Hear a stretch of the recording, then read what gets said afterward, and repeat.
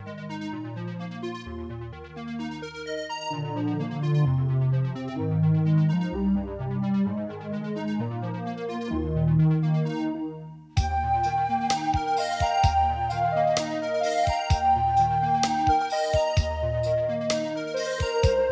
behalf of Ask for More Jackson and our Ask for More Jackson board, we would like to welcome you and thank you for coming out to celebrate Lunch Bunch with us.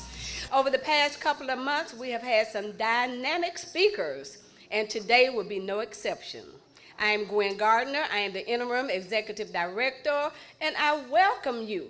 We want to thank San Jose Security, Mr. J.R. Jones, for sponsoring this meal for us today. Thank you so much and welcome. Dear Heavenly Father, we come to you as humbly as we can.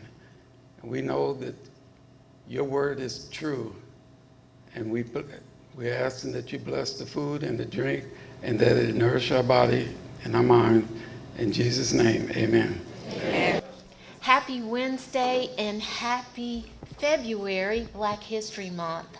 I am Monique Montgomery, and I am a member of the Board of Directors for Ask for More Mississippi. I also serve as an attorney for the Mississippi State Personnel Board. I've been asked to serve as your host this afternoon, and I'm excited about it. Let's give everybody a round of applause just because. Ask for More was founded in Jackson in 1989. Our mission is to work with communities and schools to improve the lives of all children. Ask for More Jackson has adopted the philosophy of Ubuntu, which means I am because we are. It is my pleasure to welcome all of you to our February Lunch Bunch Community Forum. Lunch Bunch meets on the first Wednesday of every month at 11:45, except for the months of January, June, July, and August. We invite all of you to join us and bring your family and friends. Thank you all for being here on this wonderful Wednesday to support our Lunch Bunch. It's with great honor that I take this opportunity not to introduce but to share some information about our speaker for today because he's very well known. Dr. Errick Greene's commitment to education extends more than 25 years, serving in 3 states and the District of Columbia.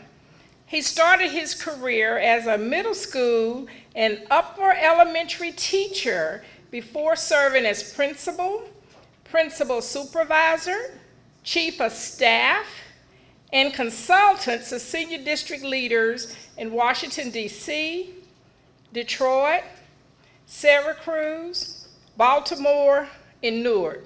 Dr. Greene has served as the chief of schools in Tulsa Public Schools, where he led the instructional leadership team, family support services in the district athletic team. That was something new that I learned. Dr. Greene has earned several degrees: a doctoral degree in educational and organizational leadership, 2 master's degrees in education, and a bachelor's degree from Howard University. His love for education was inspired at an early age by his 3rd grade teacher, Mrs. Granberry. Dr. Greene's work is fueled by the life-changing experiences that he had as a student and by the unwavering commitment to providing the same quality experiences for all students. You all help me in welcoming Dr. Greene. Thank you. Greetings again, and thank you to Ask for More Jackson and to everyone here just for inviting me to come and chat with you and to share some thoughts and to just kind of be in community with you as we talk about and think about and envision who we need to be and what we need to do on behalf of the children and families here in Jackson.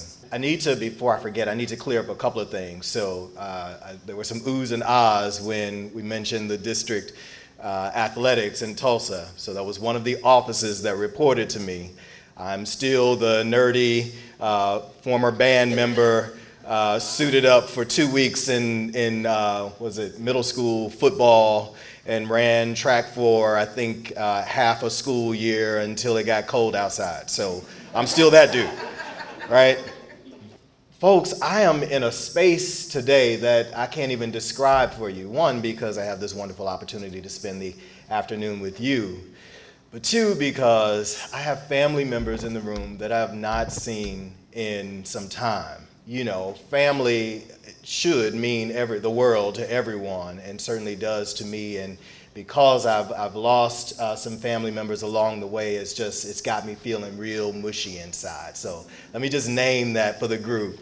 And I want to have my family members just to stand. They came over from Vicksburg just to hang out with us because they heard that a brother was going to be saying a few things. Thank you so much. It's always an honor to share a bit of my thinking about what we're up to in Jackson Public Schools.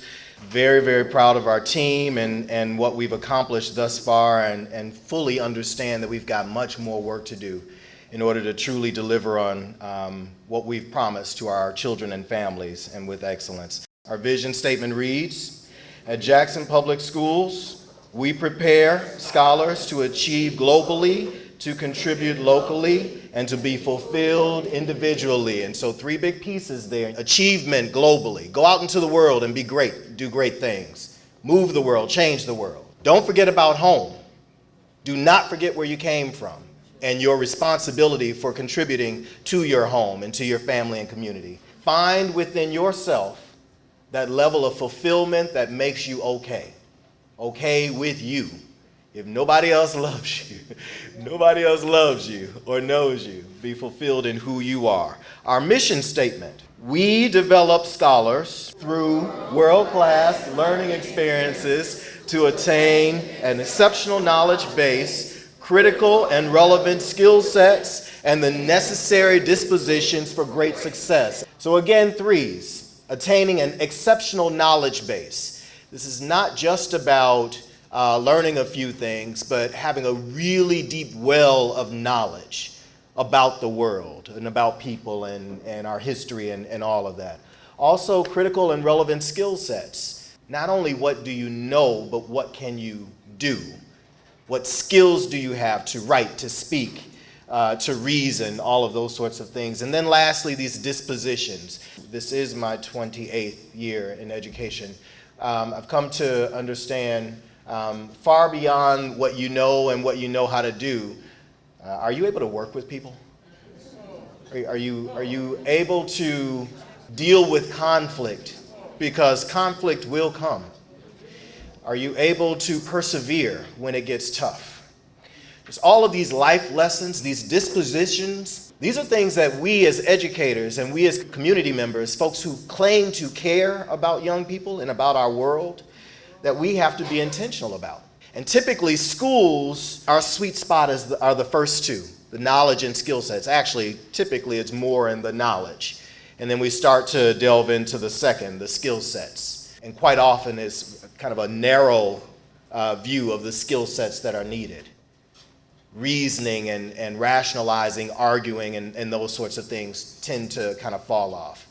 But rarely do we really get intentional about the dispositions. And so again, we in Jackson Public Schools, we're striving to be very intentional about this and providing the opportunities and the experiences that allow all of us, not just the young folks, all of us to create and develop and hone these dispositions that allow us to be great even in great adversity. Our core values, very proud of these 6 core values that we, through conversations with various stakeholders, with our children, our scholars, with family members, with members of the community, faith-based leaders, members of our team, and came up with these 6. And they are equity, excellence, a growth mindset, relationships, relevance, and a positive and respectful culture. We believe that these 6 values are core to our work, core to who we are as individuals, core to what we are as an organization. And that all of our decisions, all of the educational experiences that we create, everything that we do have to be grounded in one or more of these core values. Are we delivering on all these core values here today? No, we're not. So there's both a place of calling and committing ourselves to these core values today, but also acknowledging that we've got work to do in order to live into these core values in time. But you'll often hear not just Errick Greene, but members of the team throughout Jackson Public Schools, and now I'm actually hearing some of our young people refer to them as well, but refer to these core values because these are not just mine. This work is not just mine. Certainly this strategic plan is not just mine.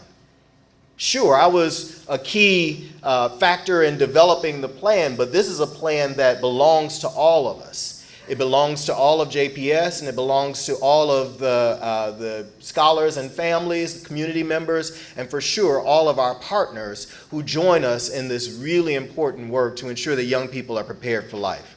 We also identified five strategic commitments. We chose commitments as opposed to priorities because, yes, they are priorities, but we're also holding ourselves responsible for living into these and delivering on these. And the first of which is a strong start. We spend a lot of time intervening. We spend a lot of time trying to catch young people up in their reading skills and their numeracy skills, their thinking and reasoning skills, speaking, writing skills. It's time to spend the time and energy and resources developing in our young folks from the very beginning opportunities for them to meet with greatness early on.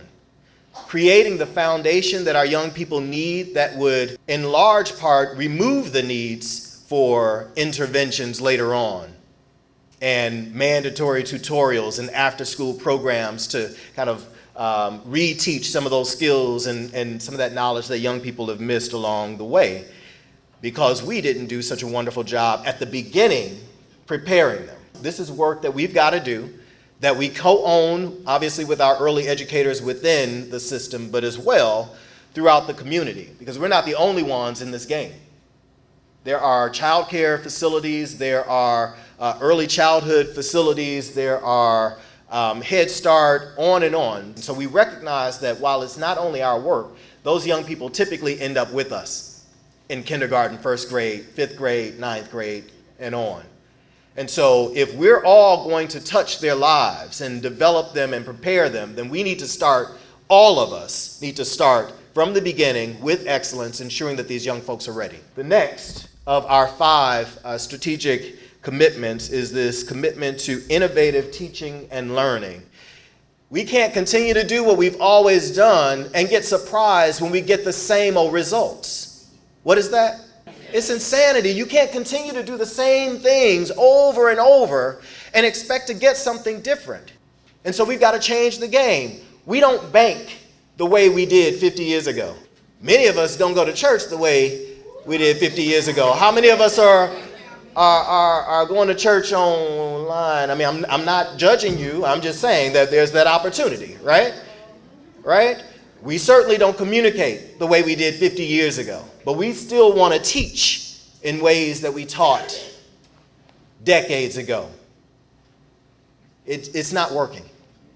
And so we've got to be innovative. 2 + 2 still equals 4. All right? So we're not trying to change that up.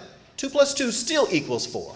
We still need those verbs and adverbs and nouns and all of that. I'm out of my depth. Where are my ELA teachers? All right, I was struggling. I tried to riff off of it. Anyway, we still need all of that to come together grammatically, right? But the way that we deliver learning, the way that we create learning environments and spaces and practices and experiences, we've got to change. We've got to create those possibilities for young people to be their unique selves in this context, today, in this world, in this community, and still meet with great success. One of the things that we've highlighted under this innovative teaching and learning commitment is ensuring that we expand STEAM offerings. We believe in STEAM, inclusive of what? The arts. Come on, ask for more. Ask for more family, y'all know. And we believe all of these are hugely important to develop in our young people a love of learning, but also the skills and the knowledge necessarily for them to go on and be great. We also understand that we have been inequitable in the offerings that we provide to our young people. Today, it kind of depends on what school you go to. Some of the offerings that you'll experience, whether you get a foreign language or visual arts or music or you name it. And we know that that's not what we want and certainly not what our young people deserve. We've got to do better. And so we're committing to do better. Talented and empowered teams. Education is wholly social. This is socially constructed. What we learn, how we learn, why we learn it, all of that is socially constructed. We as a community, as a society, have decided that we need to know certain things in order to operate in our society. It's a people business, so the people have to be in line. People have to have the skills and the knowledge and the wherewithal in order to do this people business with people. You can be as smart as you want to be, but if you can't work with people, I don't know how you do this work. You can be as talented as you want to be, but if you don't like children, I don't know how you do this. Let me take it a little further. You can be as smart as you want to be and as talented as you want to be. And maybe kind of sort of like the young folks, but have total disdain for the folks attached to the young folks. I don't know how we do this work. We actually have to love and appreciate and respect the people as we do this work. And so as we prepare ourselves individually and in teams, we know that there are opportunities for us to really deliver with greatness along the way as we continue our learning, as we continue our development. Understanding, I don't care what your role is, teacher, superintendent, principal, it doesn't matter. We all have more to learn along the way. And so we want to make sure that we're creating spaces for our professionals to be professionals and to be poured into and developed and supported. Joyful learning environments. I often say to folks, and some of you may have heard me say this, safety is but the bottom level. It's but the ground floor. But we actually need young people to really want to learn, to want to join us in our schools and be a part of the learning experience. Far more than just compliance. Young people being on task, doing the thing you told them to do. Okay, maybe that worked many years ago. Today, you better get in that kid's head and heart. Get in his head and heart. Help him to understand what he doesn't understand about the value of learning how to speak, the value of learning how to read. Help her to understand what she needs to understand about mathematics and science and technology. Because, oh, by the way, the stereotype is that young ladies cannot, should not, will not excel in the sciences. We've got to do that work. And one of the ways that you do it is by creating a space that is wholly affirming to that young person, that causes them to want to be here, knowing that there's more for me to learn, knowing that I'm not the greatest writer or speaker or reader or counter or whatever, but I feel safe here, so I'm going to give myself over to this learning environment and have you help me to learn and grow. The last of the 5 commitments in our strategic plan is this culture of accountability and excellence. All of this work cannot look out to teachers, out to children, out to principals and school leaders and others working in school. At some point, we have to look inside and look at ourselves and look at our performance. What promises have you made? What measures of success are you using? Sure, there are state tests. Is that it? What about attendance? We talk about these joyful learning environments. If nobody's attending, what does that tell you about the environment? So this accountability and excellence, driving every day, all day, to be better than we were the day before. Driving to be who we need to be for our young people and for families to ensure that they get what they need. It's pretty important that, for me at least, that we remain grounded in the things that we've lifted up as priorities and commitments. There's so many pathways that we could take as a district, so many things that require some time and attention, but we've got to choose a shortened number, a prioritized number of those things, of those issue areas, and really give ourselves over to those. and ensure that our resourcing, that our partnerships, that the decisions that we make are aligned with those so that we can be as effective as possible. One of the things that I'm really, really proud about, we included in our plan a profile of a JPS graduate. And so far beyond learning how to read, far beyond learning how to count and how to write and how to speak, all hugely important, we wanted to lift our eyes up to how is this young person now ready to go out and rule the world? Ready to go out and cure cancer? Ready to go out and bring peace to communities and across countries? Well, we believe with these three kind of big buckets of their development. One is around content mastery and digital literacy. Can't get away from it. We can't shy away from it. This is work that we've got to do, and we've got to make sure that folks are prepared to operate within that. Also, communication and critical thinking. It's great that you have some skills, but can you think critically about the issues that exist and how to bring those skills and that knowledge to bear in those issue areas and prepare to communicate it in a way that others can get on board with what you think and what you believe. And lastly, this collaboration and citizenship. We had a few members of the community, one on our board and some others, who really pushed us on. So one of the things that we know is that we don't know the world that the young people will move into 10, 20 years out. We don't know. We don't know what the job market truly will be. We have some ideas about it, but we don't truly know. And so we wanted to look for and identify the kinds of things that would endure through any of those changes. It is highly likely that you're going to have to know how to work with people. Even if you're working telephonically and virtually through a screen. So the collaboration piece and working with others' ideas and with their agendas and their priorities, that's likely going to be something that you'll have to deal with. So you have all these wonderful skills and this knowledge and these dispositions, all these things. What do you know about what's going on in your neighborhoods, in your city? And I'm not just talking about politics, I'm talking about social challenges, issues, the issues around which politics kind of surround. What do you know about those things? And how prepared are you to do something about the things that you care about? What is it that you're leaving us with in terms of a commitment to do something about what's happening in the world, in your community, et cetera? I have a dream, much like others in the past who have had dreams. I want to ask you to take a minute now as you think about your preparation for life, as you think about your educational experiences. And notice I say educational experiences because schooling is part of it.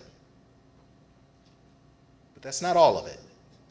There's mama, there's daddy, there's auntie, there's uncle, there's Sunday school and just Sunday in the church family in general. Just take a minute to reflect on your own learning and think about the things that you've learned over time. You've learned something about your chosen field of your career. Your educators, your lawyers, folks who own your own businesses, you learn some things about that work, and that's enhanced your life. That's been part of your learning growth. Now take a minute and think about your health and wellness. Surely you've learned some things over time about your own health and ways to live a healthier life. I would bet that most of us in here, if not all of us, have some hobbies and interests. And so you've learned some things about that. I would bet you've also learned some things with regard to your spirituality and your religious beliefs. As well, you've learned a great deal over the years about people, and family, and community, and groups. As you can see, not everything that we learn is focused on and geared towards our careers. Much more of our learning actually helps us to live a more fulfilled and meaningful life. When we learn something new, typically it causes us to spark, helps us to make connections and to think of something else, and we start to think of the thing differently or in a bigger way. We start to imagine, and we start to dream. One of my favorite poets is Langston Hughes, and he wrote this poem. Hold fast to dreams, for if dreams die, life is a broken-winged bird that cannot fly. Hold fast to dreams, for when dreams go, life is a barren field frozen with snow. My dream for JPS, that's the scholars, our families, the various team members, the organization itself, for the community at large, is for us to reach a level of excellence that we've not seen in a very long time. I envision a school district with a community that is so firmly fixed on our individual and collective growth that there's no choice but to demonstrate excellence. Don't get me wrong, though. My vision of this continuous learning environment is not one cloaked in accountability only. Accountability grades and test scores and compliance. My vision of the school district is one that oozes with joy. The joy of achievement and just being our own personal best. That Mamba mentality. In the wake of Kobe Bryant's death, I learned about, and maybe some of you already had heard about that kind of motto that he carried, Mamba mentality, which essentially is about being better today than you were yesterday, and being better tomorrow than you are today. As an educator, as an education systems leader, as a member of the community, and as someone who simply cares about people, my goal, my entire goal, is to be the very best person, educator, man, family member, friend, you name it, the best person that I can be. And that requires action from me. As we think about education, as we think about the partnerships and all of the opportunities for us to do wonderful things in the lives of young people, is to encourage that each and every one of us seeks and searches deep down within to find the highest and best good that we can contribute to the children and families of Jackson, Mississippi. With that, I thank you for listening to me. Thank you so much for the support that y'all have extended to us as an organization. We know that we can't do this work without you, but we also know that we can't not do this work. Be well.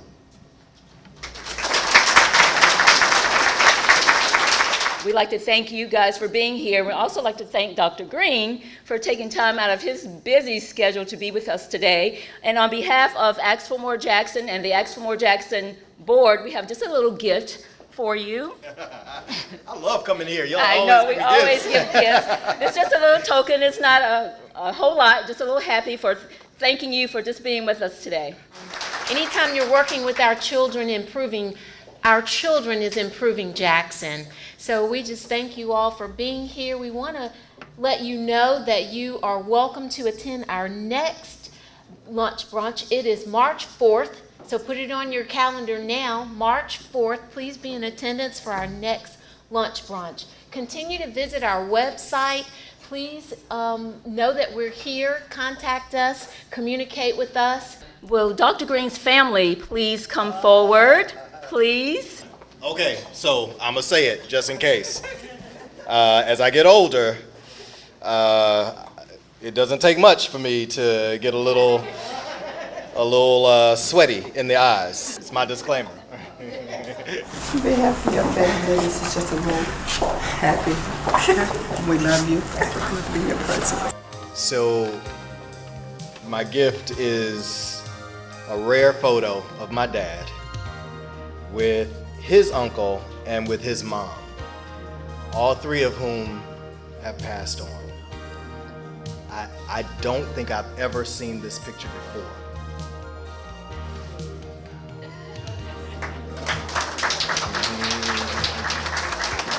We're so happy that Ask for More could be a part of something so awesome.